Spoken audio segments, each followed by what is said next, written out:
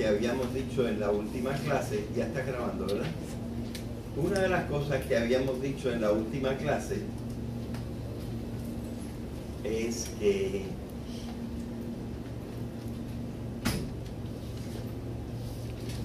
el hombre es una sola cosa,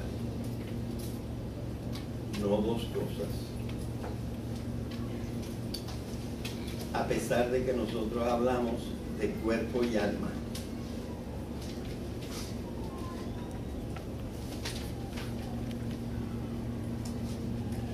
Pero dijimos que a través de la historia, y bueno, esto no se lo he dicho tanto a ustedes, digo sí, a ustedes sí se lo dije. A través de la historia, una gente insiste en decir que son dos cosas y otra gente insiste en decir que son una cosa.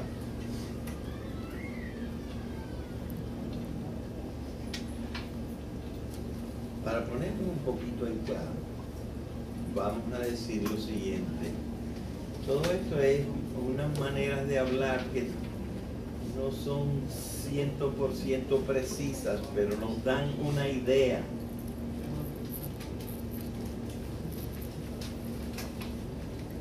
Oigan lo que voy a decir como un resumencito.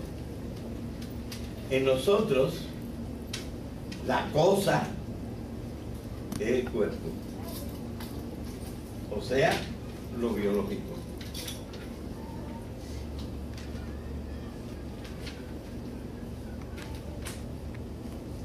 Ahora, lo más importante en nosotros es que podemos conocer y amar. Son funciones que tiene el cuerpo humano y que no tienen otros cuerpos. De manera que, resumiendo, podemos decir, la cosa es el cuerpo. Las principales funciones las llamamos alma, pero no son cosas, son funciones.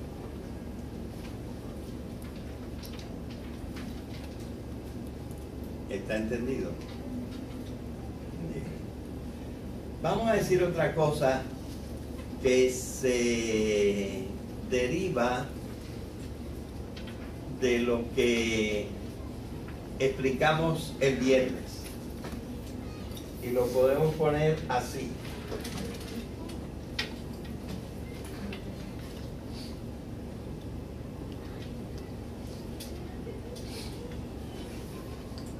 El Gran Divide es el siglo XVI.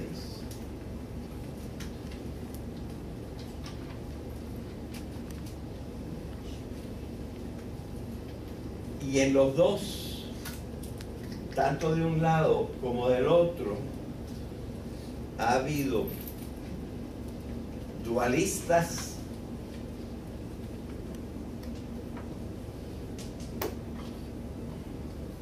y ha habido gente que piensa que el hombre es una completa unidad. Eso se llama, en este caso, monismo. Pero también del otro lado ha habido dualismo y monismo.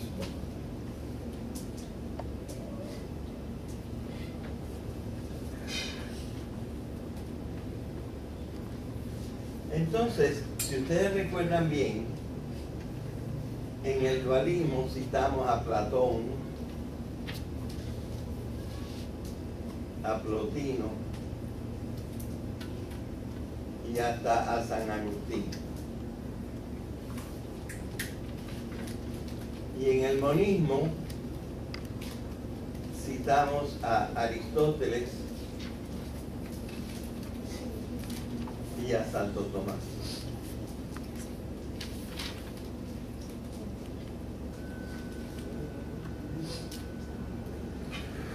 El Gran Divide es el 16, porque después del 16 empieza la ciencia moderna.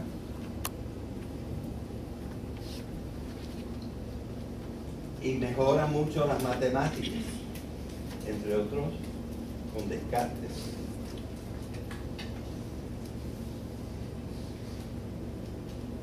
Entonces, lo que pasa es que aquí el representante máximo del dualismo es Descartes.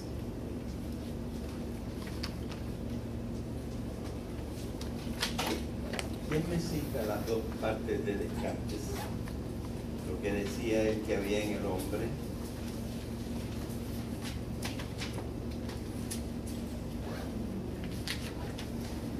Res. La res extensa. Res extensa y res cogitans. ¿Cómo se dice cogitans en español? Piensa.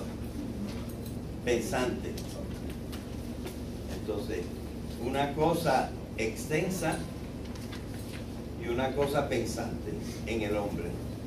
Porque res quiere decir cosas.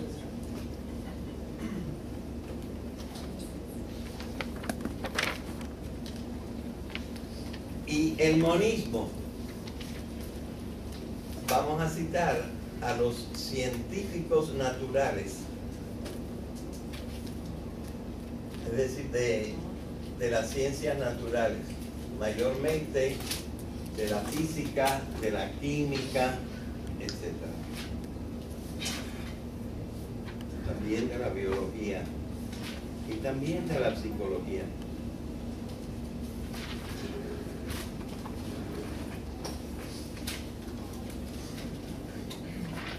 Pero, de todas maneras, el dualismo y el monismo de acá no se parecen completamente al dualismo y al monismo de acá. Sobre todo los monismos no se parecen.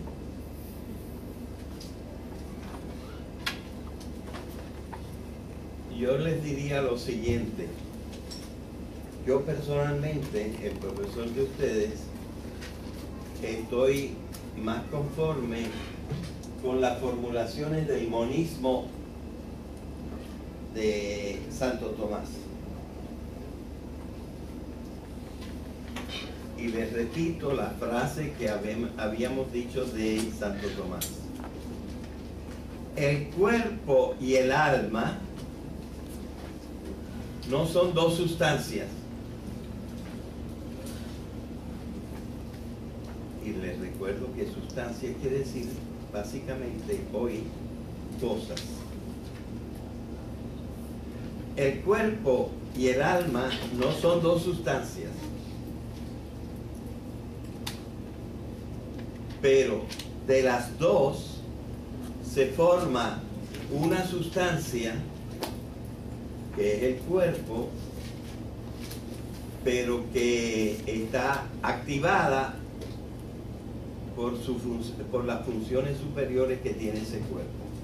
Bueno, estas últimas palabras no las dije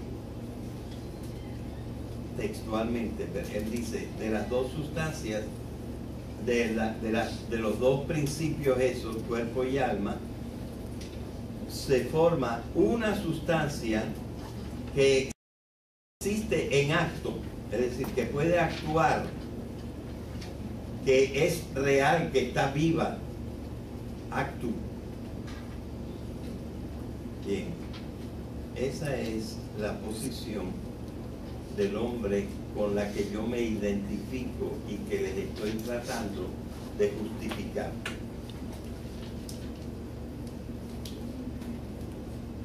¿Qué pasa con el dualismo después del siglo XVI? Mayormente el de Descartes.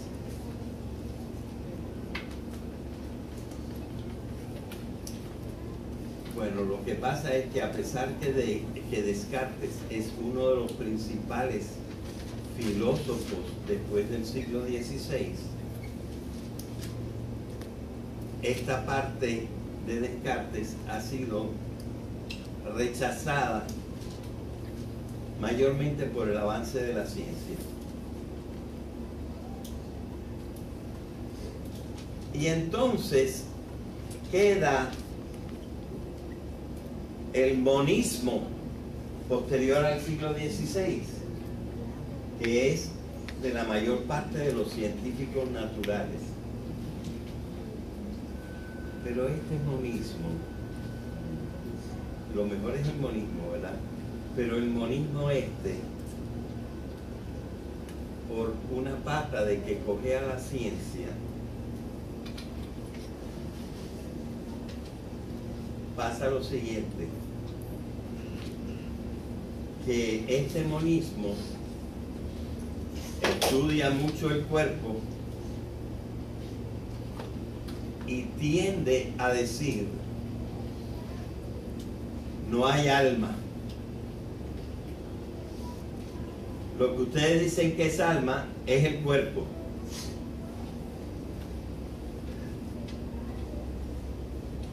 Es el cuerpo también.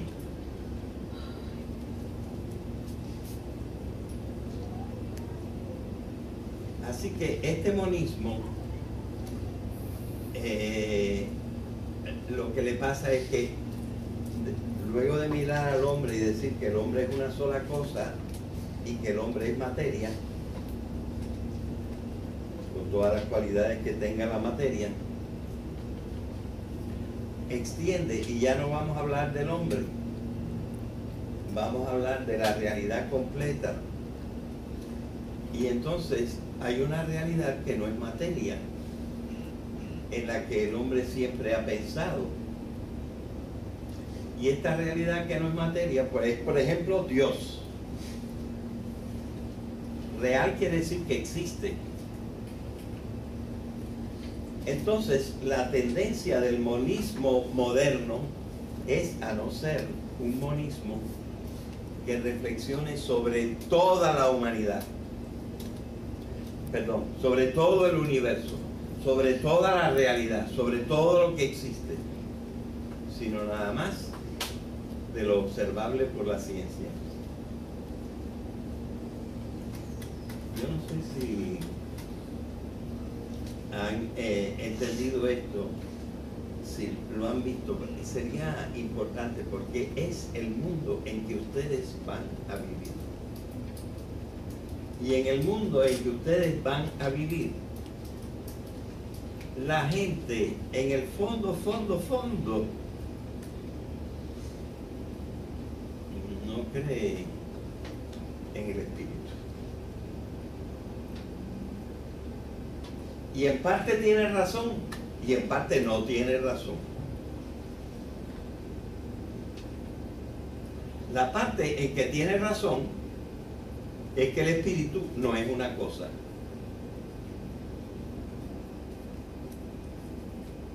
La parte en que no tiene razón es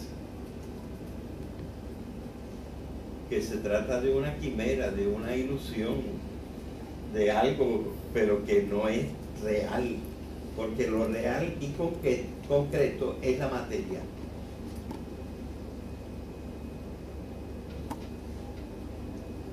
Entonces, todo esto se refleja en el vocabulario.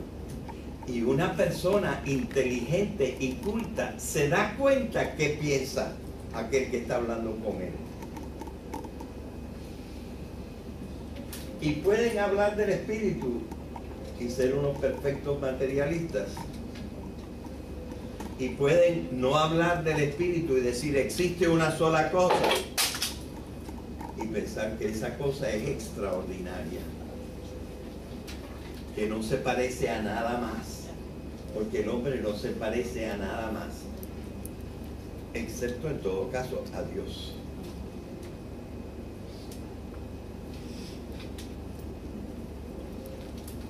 Hay una palabra para explicar esto. Y esta palabra para explicar esto no la voy a poder, porque me voy a ir otra vez del tema. No la voy a poder explicar completa.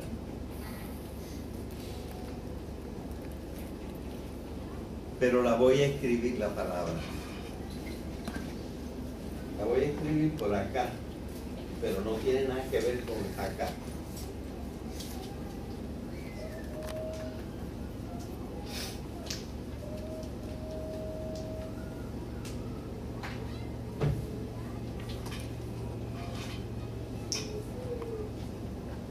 La palabra trascendencia quiere decir, más o menos, más allá de todo.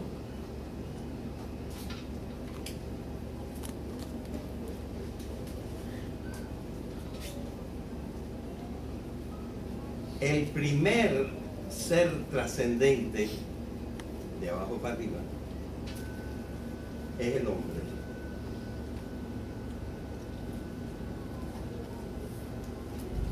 Vamos a decir, excepto si existen los extraterrestres, que los tendríamos que considerar como los iguales nuestros.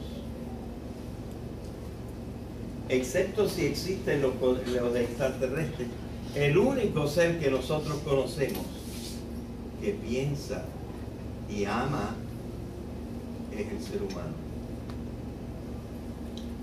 Entonces, fíjense, voy a hacerlo hasta físicamente. El hombre es el único ser que trasciende, que va más allá de lo que es todo el resto de la realidad.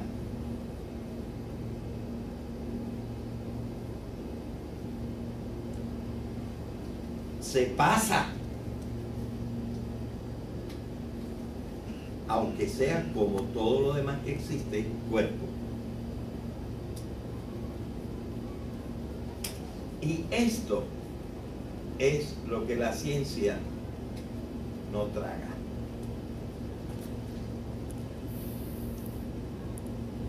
Se para, se detiene, se acabó, no seguimos para adelante.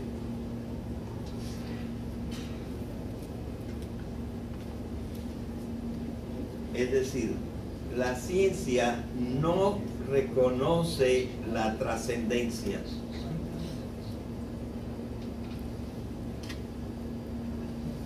Entonces, evidentemente, no puede pensar del cuerpo humano lo que en realidad es el cuerpo humano, que es un cuerpo que, como dice uno de los filósofos que si ve algo que se llama John Searle. Searle se escribe S-E-A-R-L-E. John Searle, que dice que lo que nosotros llamamos alma, esta es una metáfora, es una secreción del cuerpo.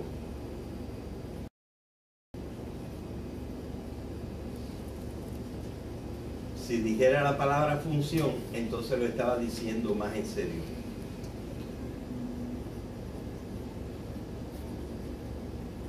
Así que cuando nosotros hablamos de la biología del hombre, que ese cuadrito es sobre el hombre, se trata de una biología que tiene, contrariamente a todas las demás, unas funciones trascendentes.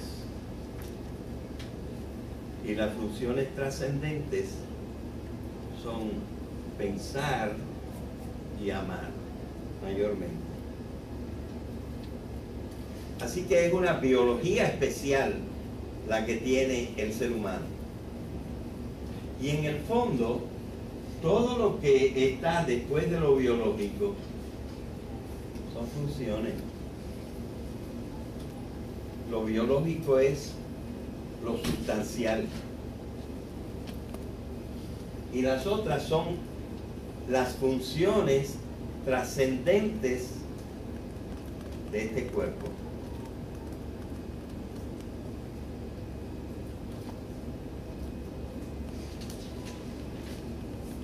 Bien, esta no es la única visión del hombre. Es la visión basada en una ciencia bastante completa y en una filosofía que usa muchos recursos, es la mía.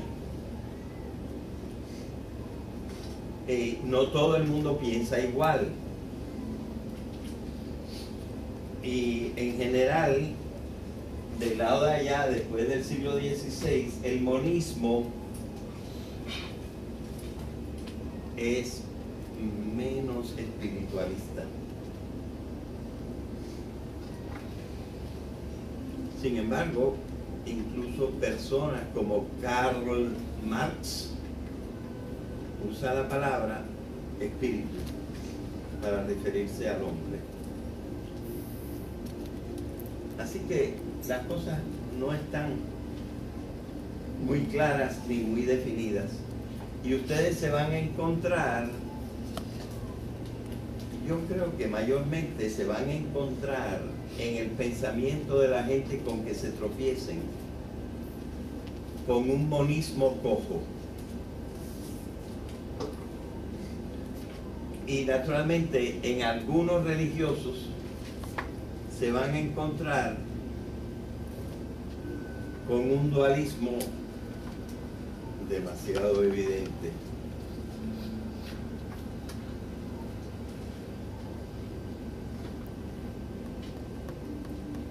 Les voy a decir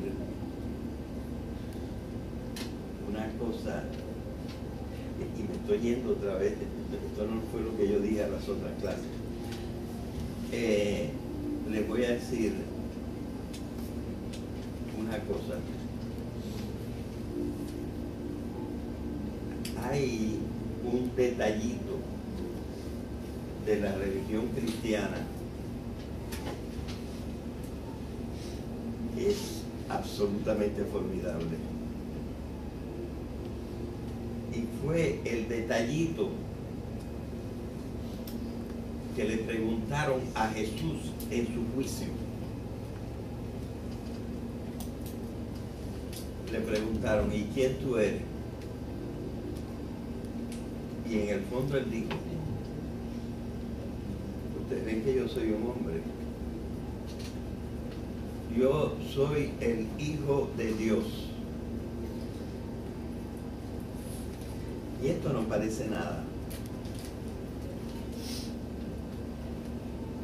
Pero culturalmente significa un cambio total. Cuando Caifás y Anás y toda esa gente, los sumos sacerdotes, oyeron eso, se rompieron las vestiduras, rasgaron las vestiduras. Nunca hemos oído una blasfemia más grande. Que hay alguien que se pueda comparar a Dios. Olvídense de la fe. Piensen nada más ahora en el esquemita. La misma persona es las dos cosas, como cuerpo y alma. Monismo.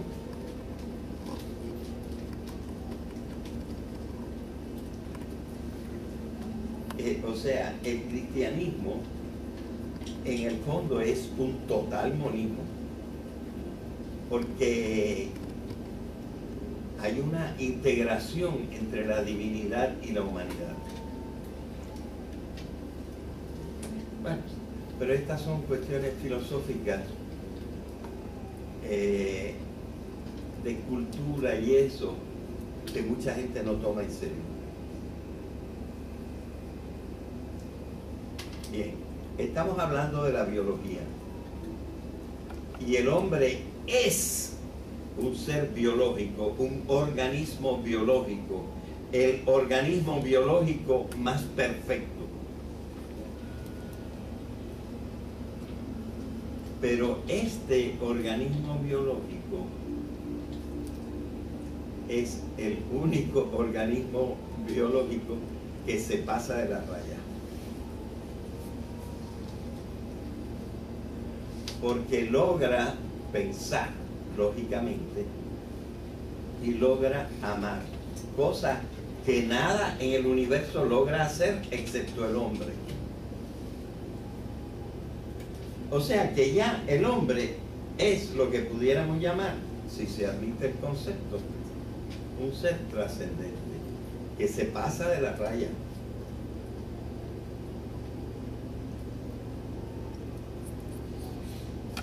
Bueno, pero ahora voy a presentar una visión ligeramente diferente para decir que eso de pensar y amar no es la primera vez que en el universo se presenta algo trascendente. Hay otra cosa un poco más elemental que también es trascendente. O sea, esta es la segunda vez que se rompe el límite con el hecho de que el hombre piensa y ama. Pero hay una primera vez que no solo el hombre, sino una partida de otros seres rompen una barrera. Y me va a ser un poquito difícil explicar la barrera que se rompe. Antes de la barrera superior, que es que tenemos la función de conocer y amar, hay otra función, hay otro nivel más abajo en donde ya rompemos una barrera.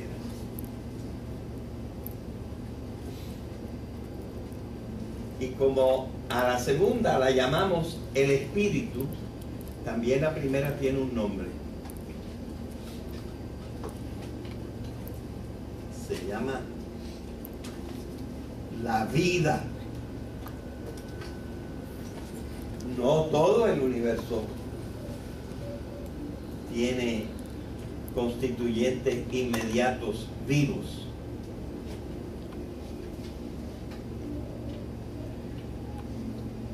Parece que en la mayor parte de los cuerpos del universo no existen.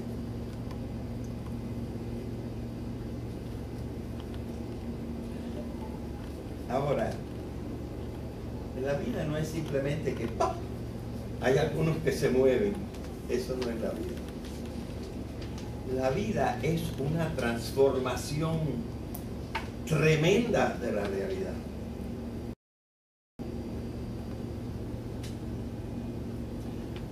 Y voy a tratar de explicar por lo menos algunos detallitos para que ustedes vean que se rompe el molde con lo vivo. El molde que llevaba el universo con sus cuerpos se rompe. Porque ese universo con sus cuerpos ya desde hace mucho tiempo hemos estudiado y aprendido y está bien reconocido.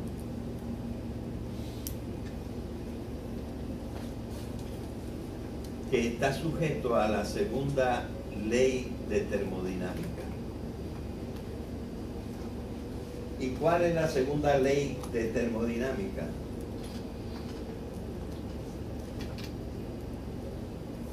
La degradación de la energía.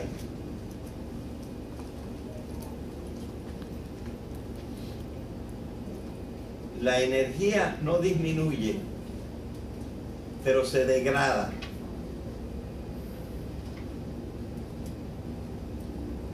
¿Alguien de ustedes sabe cómo se llama ese fenómeno?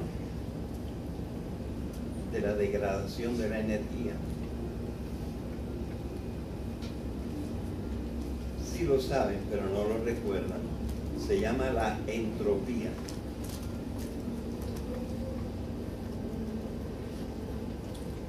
Es decir, que todo va hacia el desorden, hacia el caos.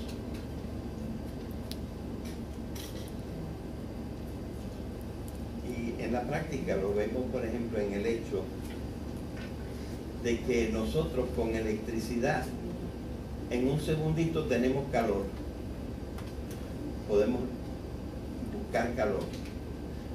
Porque ahí la energía superior es la electricidad y el calor es la inferior. Pero necesitamos un montón de calor y que el calor, la mayor parte se disperse y no lo podamos convertir en energía para conseguir un chip de energía eléctrica, por ejemplo. Es decir, la energía se degrada, se separa, se va entre cada vez más espacio y el mundo va hacia el desorden. Y eso sigue así todavía, ahora que hay seres vivos, eso sigue así todavía. Pero en los puntitos vivos, que somos los animalitos y nosotros y las plantas, en los puntitos vivos, comprobado por los físicos, la energía, al contrario, se concentra y crece. Estamos hablando de las características de lo biológico. Lo biológico es lo que está vivo. Y esto que está vivo, en su pequeño ámbito, en el ámbito de lo vivo, no en el ámbito de todo el ambiente, pero en el ámbito de lo vivo, se revierte la ley de la entropía.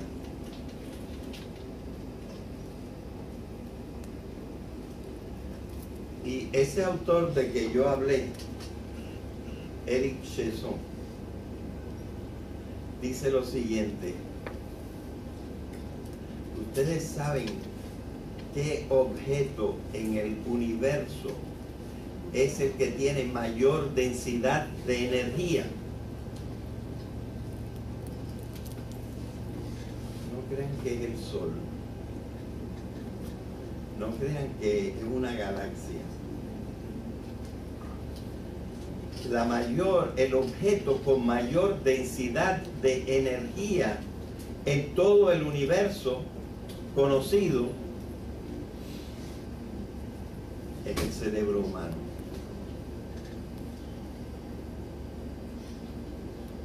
Pudiéramos decir la perfección del organismo.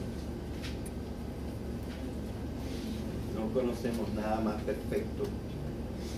Y cuando yo estoy hablando de densidad de energía, estoy hablando de medida por la física, no energía espiritual o quién sabe qué.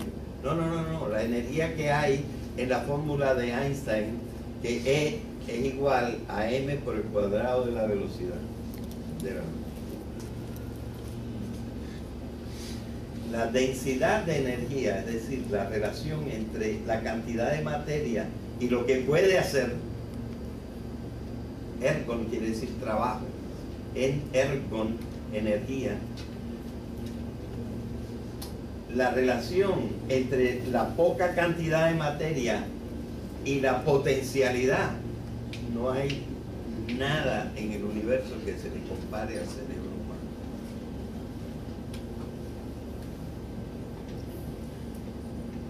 O sea, que ya la vida es una trascendencia. Que no se encuentra, para nosotros nos parece natural porque en la Tierra la vida está por donde quiera, hasta en las profundidades del océano y hasta en las profundidades de la Tierra. Pero no en el resto del universo, no está tan abundante. Es más, hasta ahora no se ha encontrado.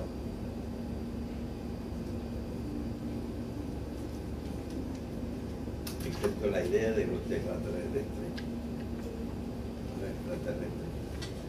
Bueno, así que fíjense ustedes que estamos hablando de una biología, que estamos hablando primero de una física, pero esta física ya ha subido al nivel de la química y ha subido al nivel de la biología, y la biología es ya una primera trascendencia de lo que se ve en el universo, que es que todo decae, que el orden en vez de aumentar disminuye, excepto en los seres vivos. Y en este ser vivo especial, que es el hombre, se rompe una segunda barrera. que es que el producto del organismo, ese sí, no tiene extensión. Ciertos productos del el pipi sí, y la caca, pero el producto del organismo humano, y tampoco el hijo también, pero el pensamiento y el amor no son concretos en el sentido en que es concreta la materia. Esa sí que es una trascendencia del carajo arriba.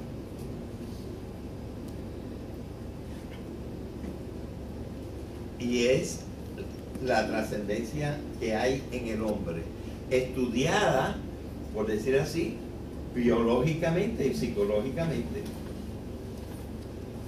no con metáforas, sino con las mismas palabras de la física, ¿verdad? El producto de estos organismos sí son como los decía Descartes.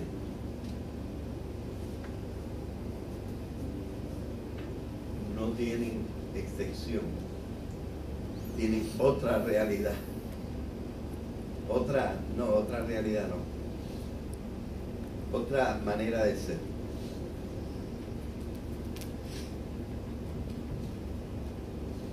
De manera que ven ustedes que una de las cosas que nos hace falta es mejorar nuestro vocabulario. Porque espíritu puede querer decir cualquier cosa, cuerpo puede querer decir cualquier cosa, alma puede querer decir cualquier cosa. Porque la gente no precisa, ¿verdad? Bien. Recuerden que les dije que en esta clase íbamos a decir: el ser humano es un ser de la realidad y como tal está hecho de materia, pero esta materia es una materia que lleva millones y millones de años evolucionando. Por eso digo que la naturaleza humana tiene lo biológico, pero esa biología toda es evolutiva. Es decir, es parte de un proceso.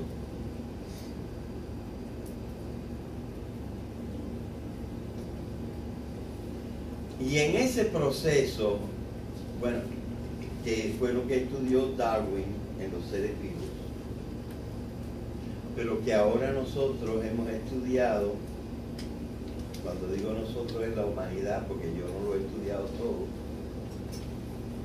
pero la humanidad ha estudiado, ¿verdad?, en la física, cómo pasa de la simple radiación a la materia, cómo se constituye la materia y cómo la materia no se queda quieta, sino que la materia cada vez se, oigan la palabra, complexifica. Se va haciendo cada vez más compleja. ¿Y qué quiere decir más compleja? Bueno, hay varias formas de decirlo. Pero una de ellas es, va adquiriendo más tipos de orden. Lo contrario del caos. El caos es el desorden. Y la materia de radiación pasa a materia.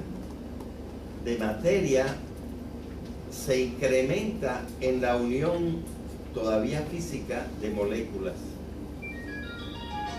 Las moléculas llegan a tener transformaciones químicas. Las transformaciones químicas convierten los complejos corporales, materiales, los convierten en cosas cada vez más complejas, y de la complejidad surge la vida,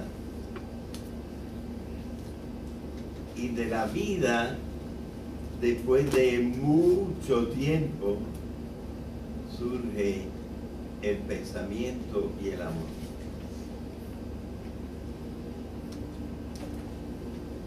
Bueno, entonces esta es la evolución. Primero tenemos una biología trascendente.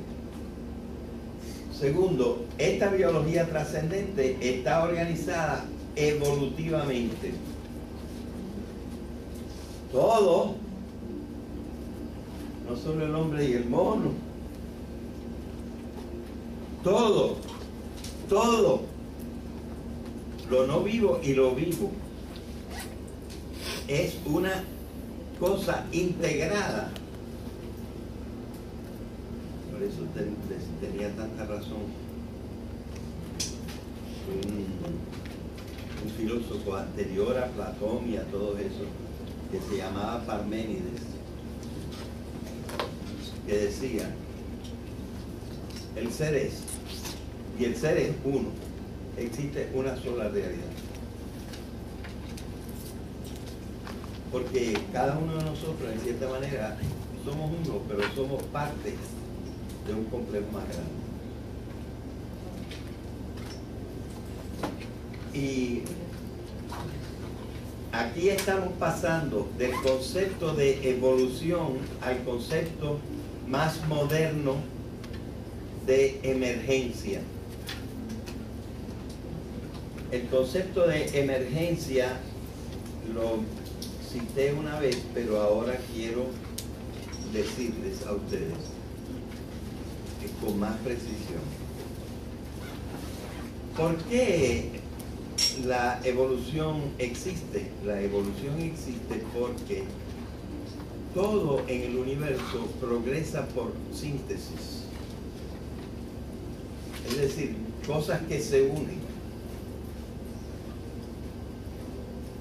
Los 100, 200 o 200 y pico de partículas subatómicas se unen para formar los diversos átomos.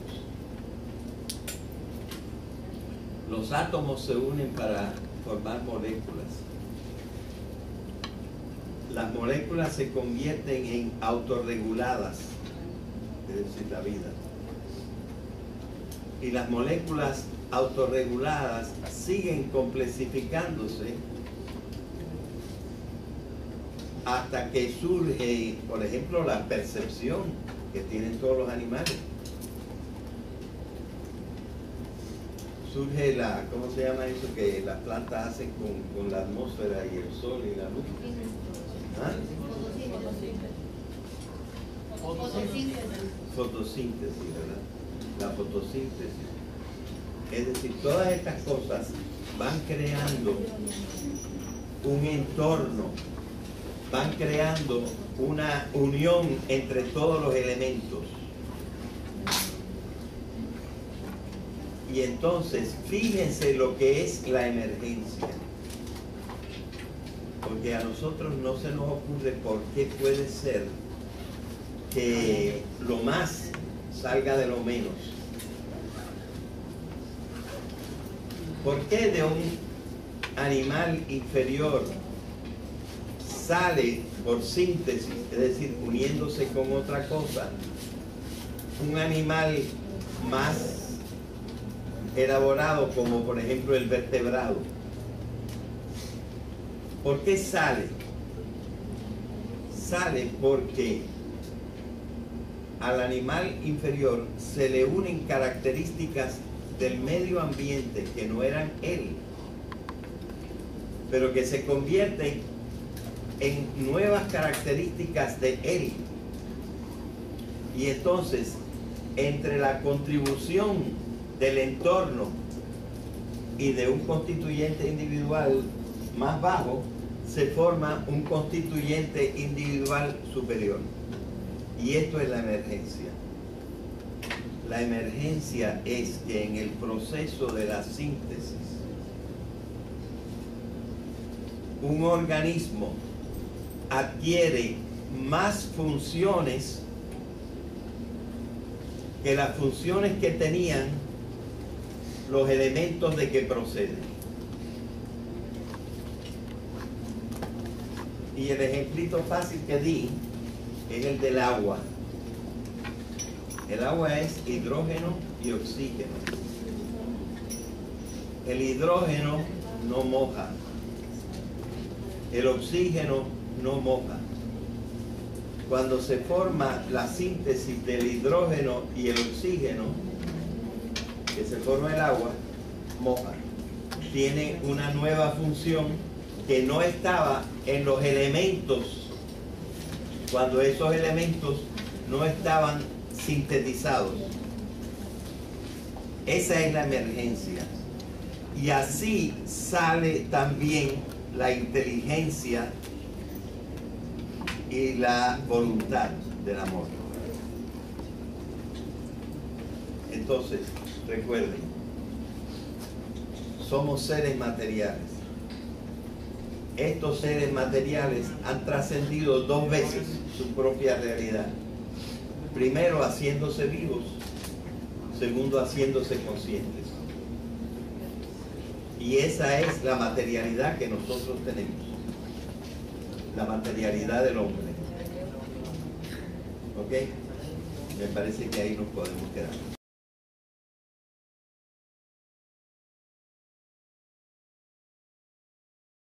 Que habíamos dicho en la última clase, ya está grabando, ¿verdad? Una de las cosas que habíamos dicho en la última clase es que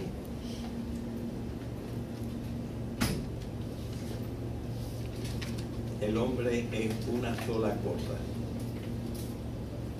no dos cosas. A pesar de que nosotros hablamos de cuerpo y alma.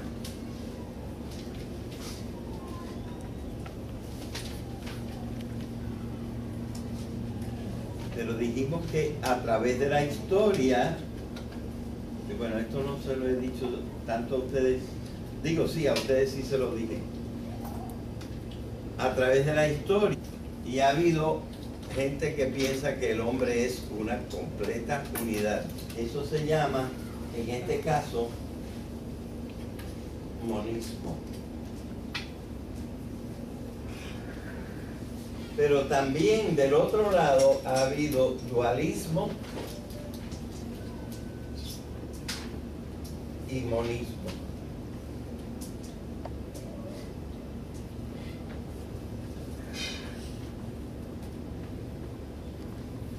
Entonces, si ustedes recuerdan bien, en el dualismo citamos a Platón, a Plotino, y hasta a San Agustín.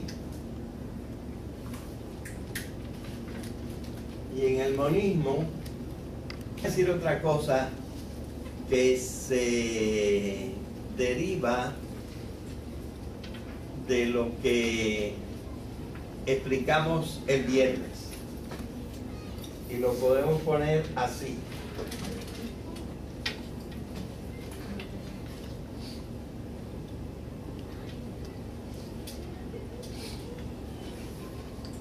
El gran divide es el siglo XVI.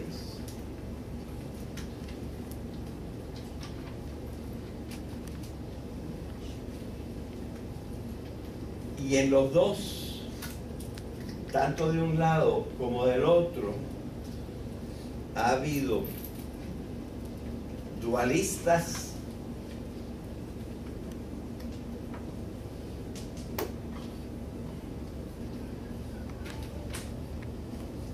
ahora.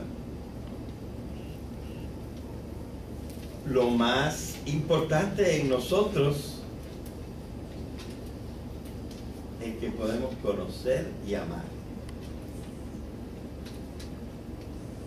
Son funciones que tiene el cuerpo humano y que no tienen otros cuerpos.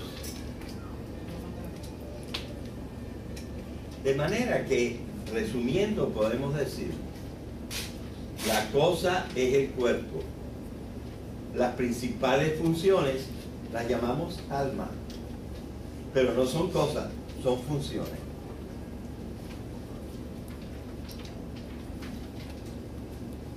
¿Está entendido? Bien. Vamos allá. Una gente insiste en decir que son dos cosas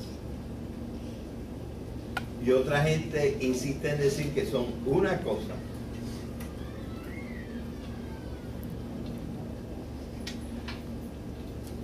Para ponernos un poquito en claro, vamos a decir lo siguiente. Todo esto es unas maneras de hablar que no son 100% precisas, pero nos dan una idea.